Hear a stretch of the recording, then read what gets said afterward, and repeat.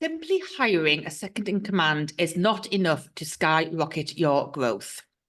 I've talked quite a lot in these videos about what the CEO needs to think about when hiring a COO. But what comes next? It's not about hiring the second in command. It's about leveraging the role for maximum impact. I'm Emma King, business owner, coach, and co-founder of the COO Accelerator. When I hired my second in command, Julie Phillips, we soon realised that hiring a COO was just the beginning. In order to leverage the role, we need to think about how to get the best out of the relationship. So what does your COO need?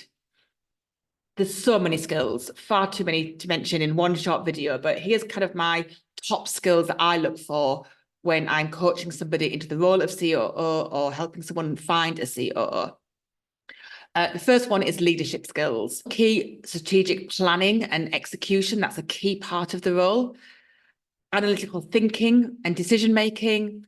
Then we have communication skills, delegation skills, conflict resolution, creating thriving teams, relationship building, both internally and externally, and of course, influencing skills.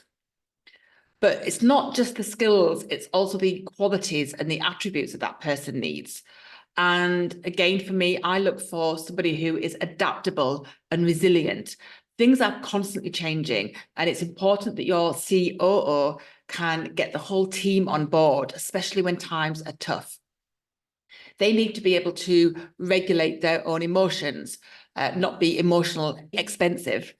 The ability to manage their own time, their own motivation and drive, to have personal autonomy, the ability to empower and lead team members rather than rescue them and manage them.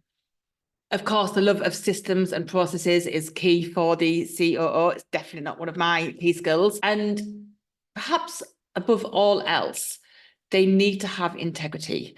This person has to make sure that they put the interests of the business above all else at all times. They are executing your vision. So it's important that you can trust them to do just that. Your COO is effectively your yin to your yang. So therefore, it fits that you're going to have a different skill set.